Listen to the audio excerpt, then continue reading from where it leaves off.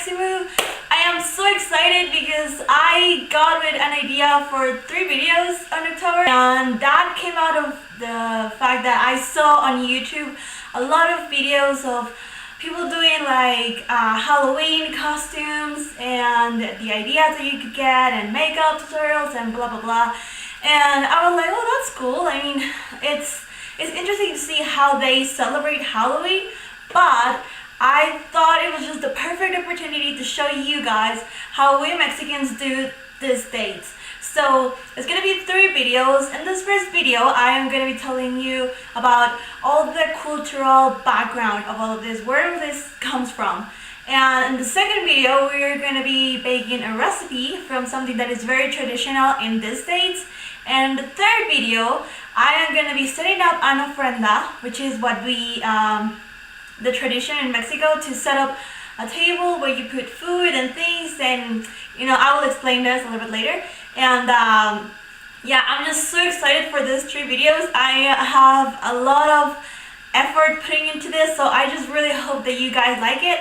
And let's just start with this one. So for the pre-Hispanic cultures, that was just the beginning of the journey.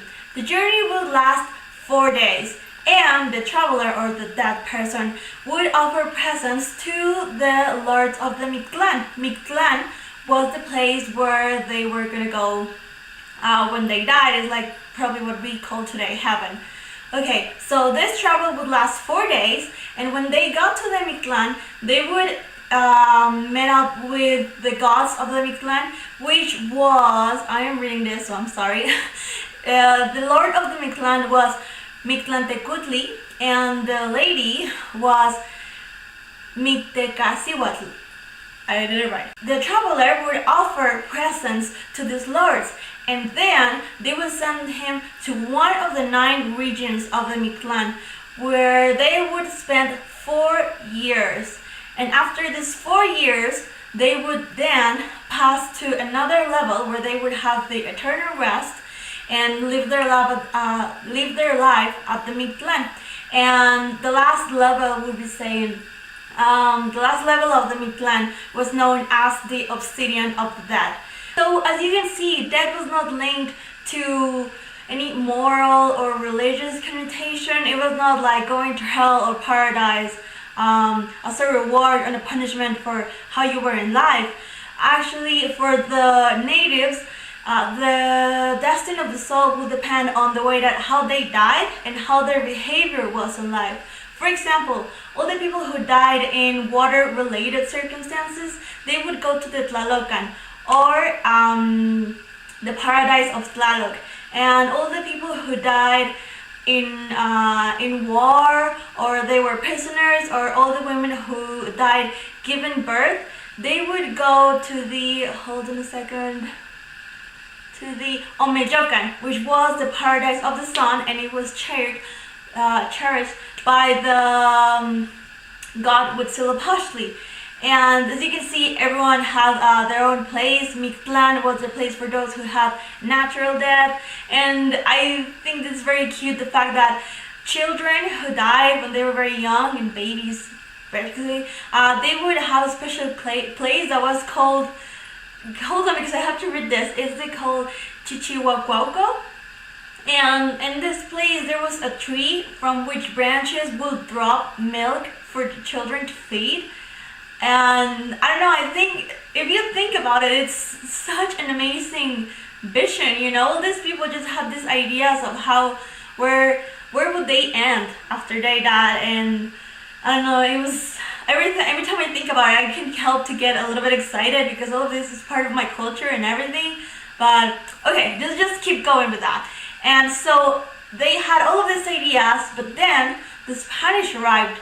They conquered us, and they changed our beliefs, and so they established Catholic religion as the main one.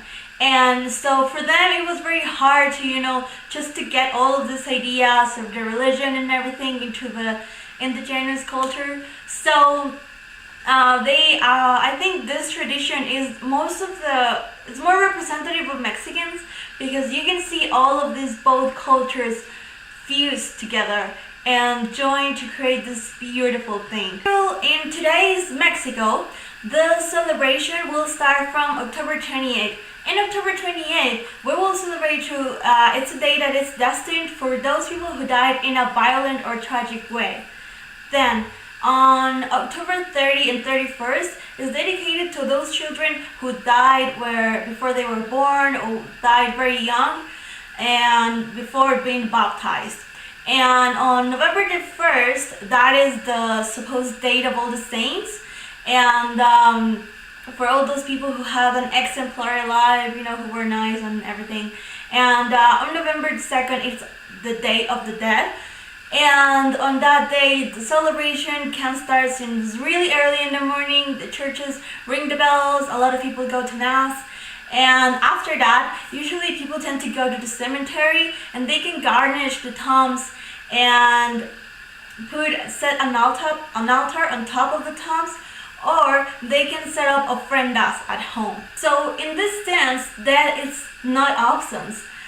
Death is just the beginning of a new stage where the dead person and all of our dead family who has gone, they come and they are here. They're a living presence who can walk, who can see, who can smell, who can taste, who is around us in those dates. And it is not an outsider, it's here with us. He's like visiting us and looking at the things that we just prepared especially for them.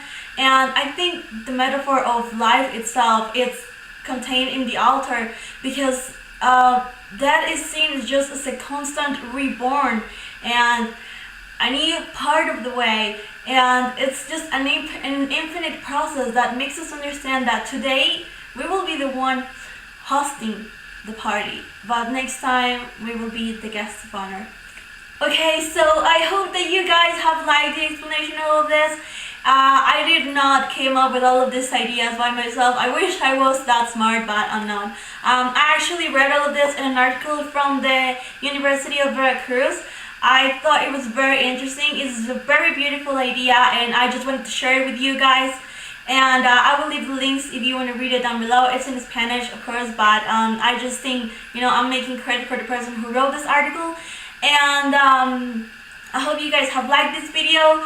Please stay tuned, because there will be the second and the third part of this video where, as I said at the beginning, I will be baking and will be setting up our ofrenda. And in the third video, I will be adding the meaning of each one of the things, because I think I really didn't mention that so much in the ofrendas.